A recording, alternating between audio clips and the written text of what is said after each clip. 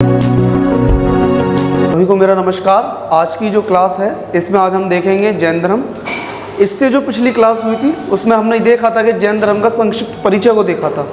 इसमें हमने ये देखा था कि जो महावीर स्वामी हैं, महावीर स्वामी के साथ साथ हमने उनके 24 तीर्थंकरों को देखा, महावीर स्वामी के बारे में देखा, जन्म देखा, उनकी मृत्यु के स्थान को देखा, उनके ज्ञान यानी कि कैसे उन्हें कैवल्य प्राप्त हुआ, इन सब चीज़ों को देखा।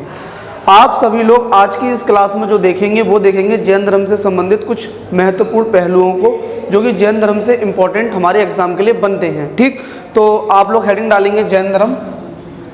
ठीक, क्या डालेंगे? जैन धर्म। और जो जैनिज्म में आप पढ़ेंगे आज हम आपको बताएंगे जैन धर्म में सबसे पहले जैन संगतियाँ यानी कि मीटिंग्स, बैठक। ठीक, तो इसका मतलब क्या है आप समझेंगे। जैसे आपने जैन धर्म, जैसे आपने बौद्ध धर्म को पढ़ा, किसको पढ़ा? बौद्ध धर्म को पढ़ा। बौद्ध धर्म में आपने क्या देखा? बौद्ध धर्म में कितनी संगतियाँ हुई हैं? 4। उसी तरीके से जो आप जैन धर्म देख रहे हैं उसमें जैन संगतियाँ कितनी हुई हैं? 2। ठीक, तो हमारे एग्जाम में दोनों एग्जाम में कोई से भी पूछ ले जाए हम दोनों को देखेंगे। पूछे आपसे पहली संगति कब हुई, किसके समय हुई, इस सब चीज़ों को देखेंगे।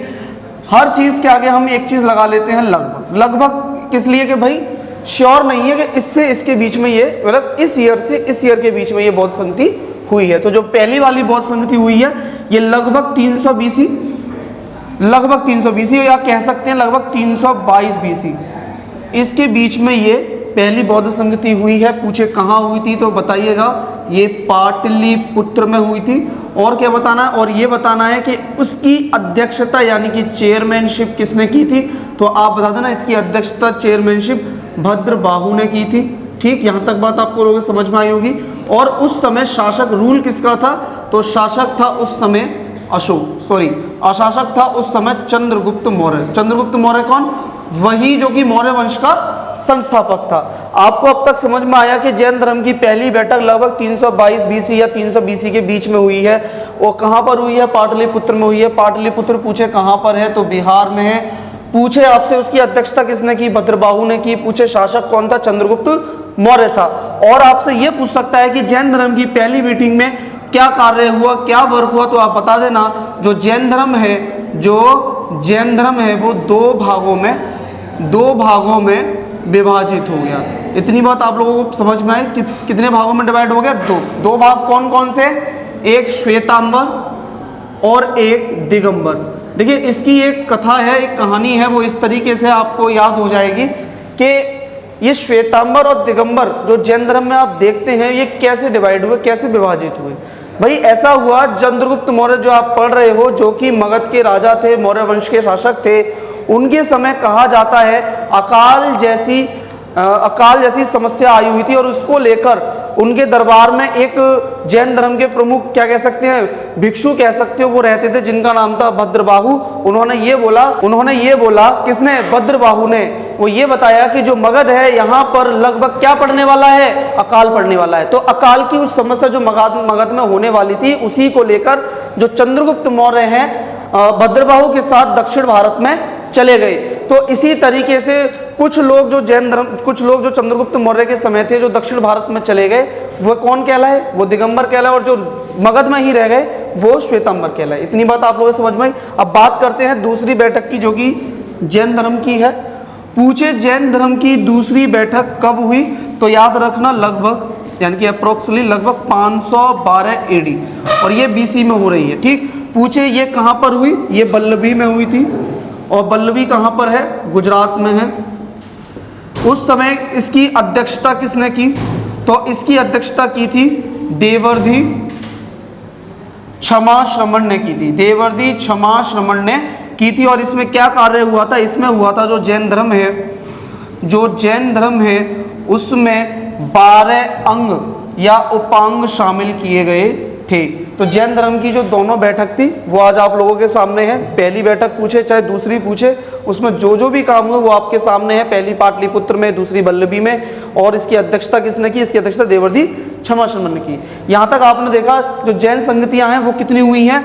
2। अब आगे हम देखेंगे जो जैन धर्म में आपने देखा श्वेतांबर, दिगंबर, वो भी हमने आपको बताया कि श्वेतांबर और दिगंबर ये कैसे बने, तो मैंने अभी बताया कि श्वेतांबर लोग वो जो श्वेत वस्त्र धारण करते हैं, दिगंबर जो कि वस्त्र धारण नहीं करते हैं। इसी तरीके से कहा जाता है कि जो दिगंबर के जो प्रवर्तक हैं वो भद्रबाहु हैं और जो श्वेतांबर के प्रवर्तक हैं वो स्थूलबाहु हैं।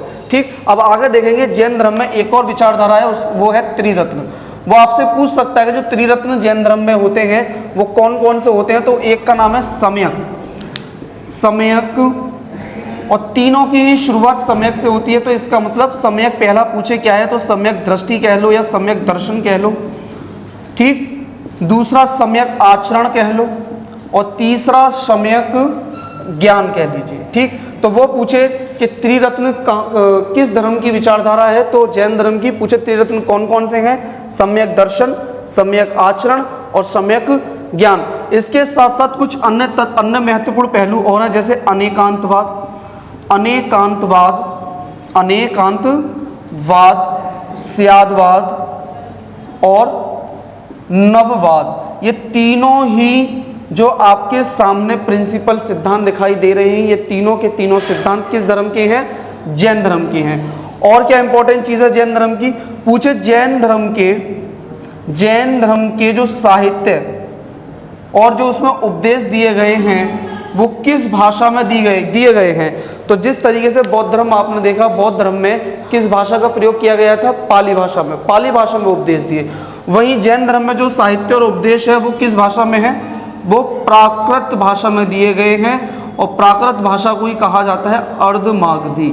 इतनी बात समझ में आई होगी सभी के। ठीक, अर्धमागधी। बात करें जैन धर्म के साहित्य में दो महत्वपूर्ण आपके पास कुछ ऐसे ग्रंथ हैं जिनको आपको देखना है, जो कि हमारे एग्जाम के लिए इंपॉर्टेंट है। तो जैन धर्म के साहित्य में सबसे जो इंपॉर्टेंट चीज है वो है भगवती सूत्र। हम यहाँ साहित्य की बात कर रहे हैं, तो जो भगवती सूत्र है, वो जो भगवती सूत्र ये ग्रंथ है, इसके जो रचनाकार हैं वो कौन है, तो उनका नाम है भद्रबाहु।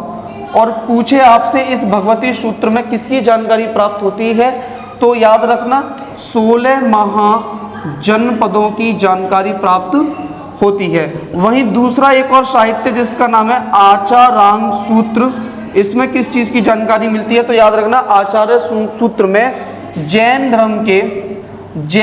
धर्म के नियमों का उल्लेख है। किसका उल्लेख है, नियमों का उल्लेख है। जैन धर्म में कुछ प्रथाएं भी आपको देखनी है। क्या देखनी है, प्रथा, यानी कि कुछ ऐसी प्रथाएं जैन धर्म में थी जो कि बहुत महत्वपूर्ण है। तो जैन धर्म की प्रथा आप लिखेंगे, और प्रथा में देखेंगे तो दो प्रथाएं काफी प्रचलित थी। जो पहली प्रथा है उसका नाम था सल्लेखना, और दूसरी जो प्रथा है उसका नाम था संथारा। यानी कि सल्लेखना प्रथा और संथारा प्रथा। एग्जाम में पूछे संथारा प्रथा या सल्लेखना प्रथा जो किस धर्म की है, जैन धर्म की है। आखिरकार इन प्रथाओं में होता क्या था, जो सल्लेखना प्रथा है ये एक प्रकार की उपवास रखकर प्राण त्यागने की जो है प्रथा है, और इसी प्रथा का जो प्रयोग है मौर्य वंश के शासक चंद्रगुप्त मौर्य ने किया था, जिन्होंने कर्नाटक के श्रवणबेलगोला में सल्लेखना पद्धति को अपनाकर अपने शरीर का त्याग किया था। ठीक, इसी तरह संतारा प्रथा क्या है, संतारा प्रथा भी क्या है, अन्न जल को त्याग कर अपने प्राणों को त्यागना। इस प्रकार की प्रथाएं जो हमारी जैन धर्म में दिखाई देती हैं। और अन्य जो मुख्य एक और हमारे पास एक मुख्य इंपॉर्टेंट तत्व वो बचता है, जो महत्वपूर्ण पॉइंट है वो है जैन धर्म के सिंबल्स, यानी कि प्रतीक। जो प्रतीक आपको देखने वो ऐसे देखने हैं कि किस तीर्थंकर का क्या प्रतीक रहा है।